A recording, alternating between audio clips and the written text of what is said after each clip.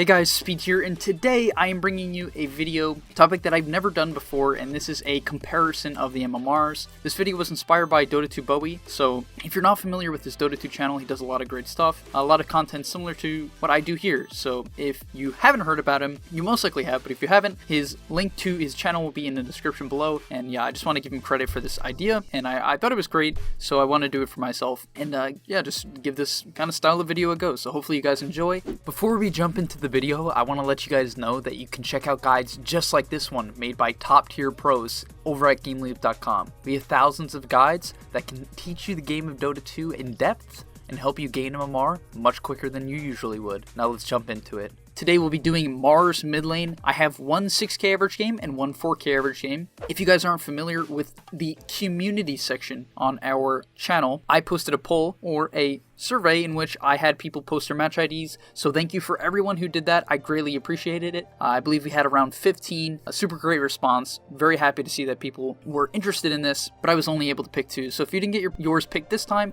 definitely look into submitting it again in the future. And my plan is for the next video to do more lower MMR games, because this is a 6k game and a 4k game, but let's get into it. So in this first game, we're going to be going over a 6k player. His in-game name is currently Careless. Thank you for your submission. And what I want to talk about is that he's against a Razor. So we're going to be looking against about 2 matchups. The first being a Razor matchup, which is very, very hard, and the second being a Storm. And the different ways you can approach them and how these players took their own looks and just made the best, or maybe even the worst, out of the lanes. So the first thing you want to notice is, as I talked about in my previous video, but when you're a melee hero, you want to use creep aggro. This is just so important, and I just always want to bring it up because I feel like players just don't abuse this almost overpowered mechanic. Like, that's what I would call it. It's just a super strong mechanic. Slight mistake there using his W to miss the CS, but it's because he had static link. So what you want to note in these laning stages is how much the players actually use their W to secure CS and mix it in with harass. But in addition, what they do in order to mess with the creep equilibrium to get a better lane matchup against the ranged opponent. Now you saw him there trying to use a spear for CS. That is something that you will not see within the other replay, the 4k player replay. That's mostly because he didn't level spear early, and this is a very interesting way to kind of make do of a hard matchup. You can use the spear in order to push the Razor away. So I'm starting to think that this hero can almost play any single matchup mid. Mars is one of the most versatile heroes, and this player here definitely shows why. If you're against someone who gets on top of you, you push them away, and if you're having trouble CSing, you just use your W. You have so many options on the landing stage, and so many different skill builds, such as skipping W or skipping Q and leveling your E, in order to win the landing stage, or at least come out even. So what I want to mention first about the 6k player's Mars gameplay is in particular that he maxed his spear. Now, what this is good for is getting the most potential out of your ultimate. However, you're going to notice a major problem in his gameplay here where he simply doesn't have enough mana to cast his spells. And this is something very common within Mars, and a reason why, if you're going mid, I highly recommend you buy a stick, you carry a mango, or you buy a soul ring. Even bottle is good enough, but him running out of mana pretty much gets him killed there. And this actually happens with both players. They have great mana issues with Mars. So keep your eye out in your games. If you feel like you're ever running out of mana, keep clarities on you. Have a mango to make sure that you get your combo off, or buy one of the items like I said, wand, soul ring, bottle, etc.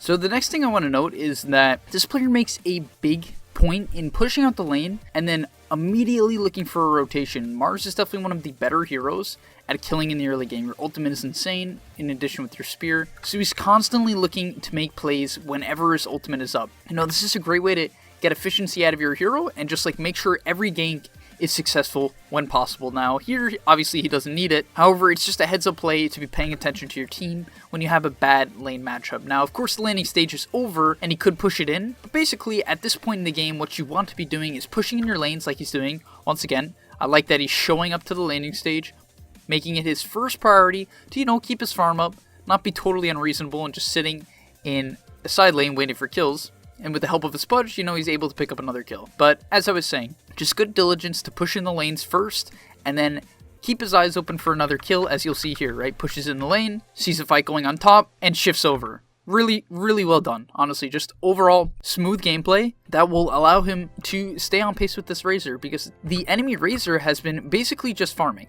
So whenever you're against a farming mid, if you know you can't keep up their pace, right? This is a Razor with max Q, max E, and a Midas. It is very, very hard to keep up pace. So whenever this is happening, you can play how Careless is playing. Not careless, he's actually playing quite carefully, pushing in lanes and then rotating to help your side lanes, because if you do have a hard carry, often what the issue is when they have a strictly farming hero such as Razor, not that Razor has to be that, but how this guy is playing it, is that you can ruin the side lanes so much to where his team is going to tilt out and you can pretty much win the game that way.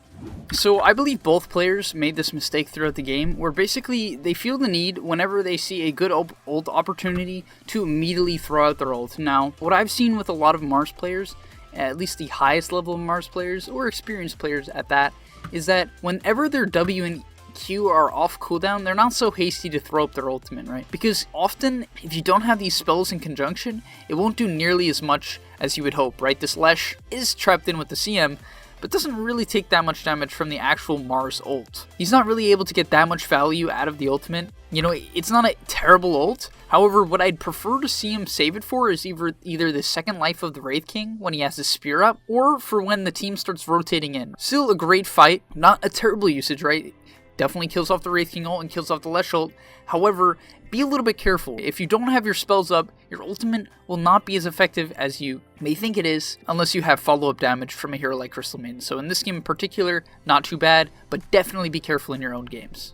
So in this upcoming clip, the Mars TP's bottom, and I just want to make a note that, in my personal opinion, whenever you're going for a gank attempt as Mars, just use your ultimate. You know, it's such a low cooldown, and in my personal opinion, spells such as Dream Coil or Mars ultimate that are like approximately 80-second cooldown, 80 to 70, you know what I mean, the mid-tier ultimates in terms of cooldown, I recommend just using them in ganks, right? He misses his spear, and if his CM doesn't TP in time, which many might not, if his CM doesn't make the play here, he actually would have lost the kill.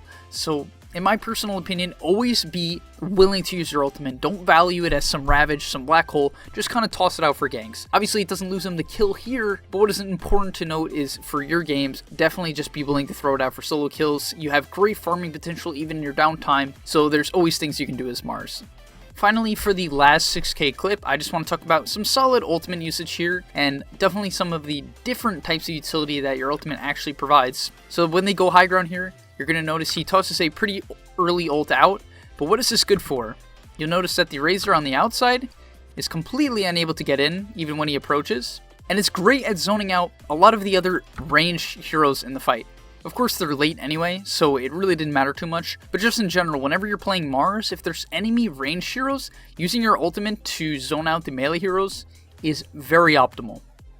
Alright, now we are here with the 4K depressed core player, and the first thing I want to note, as I did in the 6K replay, is creep aggro usage, and as I said, Storm uses it first here, and he doesn't use it at all. Now, a good job denying. However, what I would have liked to see him do is try to set up his W for multiple CS. I'm going to go back there only because I briefly missed it, but as you'll notice, he hits the range creep one too many times. Now, it's just not what you want to do. Basically, he should have hit it once and then waited for the melee creeps to aggro to it and prepped a melee creep as well. So this would have pushed the lane in, but instead, what ends up happening is he gets way too cocky with this, walks into the creep wave, and tanks way too much damage because he's trying to force this out.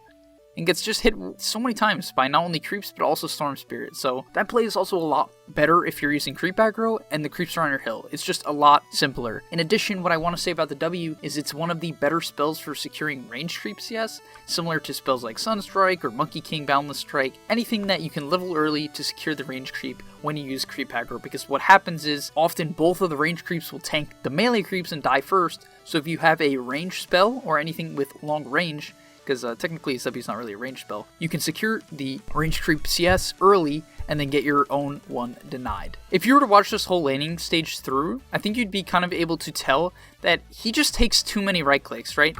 Instead of immediately running up to hit this melee creep twice, you could just wait for it to get in deny range so you don't have to tank an extra auto attack. Once again, just kind of overstepping his boundaries a little bit, just tanking way too much damage. And, you know, the courier did get killed, which isn't entirely his fault, but he wouldn't have had his bottle for a bit anyway. Once again, just kind of taking too many right clicks. When the 6K player was against the Razor, he was very patient, right? He stood back, used creep aggro in particular in order to secure CS. Now, luckily, he gets a regeneration rune. You know, a little bit of RNGs is on his side, but just whenever you're playing a melee versus a rain matchup, you don't have to just sit in the wave, right? I've seen a lot of players do this, and I think it's because they want to always be ready for the CS, but with a little bit of practice, you can not sit in the wave and still secure a lot of the CS. So you're going to notice that this player goes bottle this game, which I'm kind of okay with, but then he kind of just uses his mana sparingly, and I think this is because he bought the bottle, but you really need to put more of an emphasis on using your spells to actually get the last hits. You don't just want to set them low, because then they'll get denied. You need to be very, very careful when using your spells in lane, and I don't want to sound like I'm ragging on this player, but you definitely need, in hard matchups where you're against a ranged hero that can really pressure you out, you need to be a little bit careful in casting your spells, or else you'll run out of mana, run out of HP, simply because you're getting clicked, and constantly using your spells to CS. Finally, a little bit of nice creep aggro usage here, and you notice it makes his life a little bit easier, able to secure CS without taking so much damage. So hopefully right there was a good example of what happens if you use it properly. Next up here, he picks up a banner rune at the 5-minute mark, and I would have liked to see him potentially go for a gank on the top lane. However, he is such a low level, or a lower level to the point where he doesn't have that many points in his queue, so I don't mind his decision to go back mid here. Often on Mars, what I would recommend, and what both of these players actually do, is looking to rotate when they hit their 6, and that is something that I think is a good gauge on when you should start ganking. It can be often very hard to understand when is the best time to start moving around the map, and I would say the majority of time it's when you hit your ultimate, so keep that in mind in your own games. So what I want to note as we watch him battling it out here is his skill build. Now he maxes his W, and I think this build is quite good if you're looking to play more of a farming role and if you had a better lane. However, the problem with this build, in my opinion, is that when you're behind, it's actually quite bad, right? Your W is a decent spell, but it scales with damage because it's a critical damage ability. It's just a crit. So when behind and you don't have any damage items such as phase boots, it doesn't do nearly as much damage as you'd want. It scales okay, but not that well. So what I'd rather see if you're kind of falling behind in the laning stage is considering putting points in your queue so that you have much better kill potential with your ultimate. Having a good lane and snowballing with drums and early phase boots make great usage of your W, right? Because you'll be able to get multiple usages out of it. However, at this point in the game, he's quite underfarmed, so he can't really get multiple W's off because his movement speed won't be higher than anyone else for quite a while. In addition, what I wanted to mention about both players is that neither of them went for Vlad's, and this is one of the best items on Mars. It allows you to lifesteal off your W, which is absolutely insane, especially if you're maxing it out like Pressed Core player is in this game. You know, maybe he'll be a little bit happier if he gets 75% of his life back from 1 W. You really can get that much health back, and I think it's one of the greatest Mars items because it fixes a little bit of his mana problems with the mana regeneration, and fixes kind of some of the sustain issues that Mars can often have with like the phase drums build that doesn't really provide you with much regeneration. Now, he goes for a kill attempt here, and I want to talk about how he uses his ult. Now, when you're using Mars ult in the early game, if you're killing someone or trying to kill someone that is mobile, can get out of your ult, or you really need the damage, like they're tanky, then you really want to try to make it where your ultimate, you put it on the edge of them so that it immediately hits them. You'll notice here, he kind of just throws it out, but wide. And as a result, he has to immediately use his spear to pin Storm to the wall. Now, why is this inefficient? Because if he bounced him off the wall, he could have gotten 150 damage, which is a ton, 150 damage. Bounced him off the wall, then hit him with the spear into another wall bounce, which would have drastically increased his DPS. And as a result, Storm lives on 14 HP. Every little thing makes a difference, and that's why you have to be very, very diligent with spells like Mars's ultimate, also known as Arena of Blood. Now you're going to notice here that he actually rotates without his ultimate, and this is what I kind of mentioned in the 6K player game. He rotates with his ultimate, and this player actually goes top without his ultimate, and in my opinion, this is just not a logical play. Your hero does very little damage, you're underfarmed as is, and you don't have good gank potential. Mars does very little damage without his ultimate in the early game, at least when he's underleveled, right? I'm not saying that your W doesn't do damage. It still does plenty. Your spear does a ton. However, without your ultimate and a bad start, you really need to be careful with ganks, because ganks often will set you even farther back like they do here. So honestly, if you guys are behind, do what the 6K player did, which is rotate with your ultimate. Not calling out 4K player. Actually, I am. You know, be a little bit more careful, dude. Alright, come on. Alright, well, I know I've been ragging on him a lot, but this is a good heads up play, you know? Walking into the jungle, catch a Storm off guard, skadoosh. 553 gold and level 9.5. Already back in the game. That's my boy. So in this clip here, you can tell that he uses Arena of Blood because of the nice replay bug, but you need to be very diligent when casting your spells in Mars. Your hero does very little damage without them in the early game, even in the late game, so don't just throw out your spells. I understand that they're relatively low cooldown, but then he even uses his ultimate to defend the tower, but the problem with this is it gives the enemy team a large gap to actually make a play on your team, and you know, the fight still goes okay because Monkey King hits an amazing ultimate, even though Rubik did steal the Arena of Blood. But you know, don't just throw out your spells casually. You know, it's okay to defend a tower, but often what Mars is very good at is kind of counter ganking. If they jump you, you throw up your ultimate, and then often the people who want to help out just can't. But in this fight in particular, if you throw it out right away, they can have a better chance of counter ganking, and they end up actually cleaning up the kills regardless of how the fight started.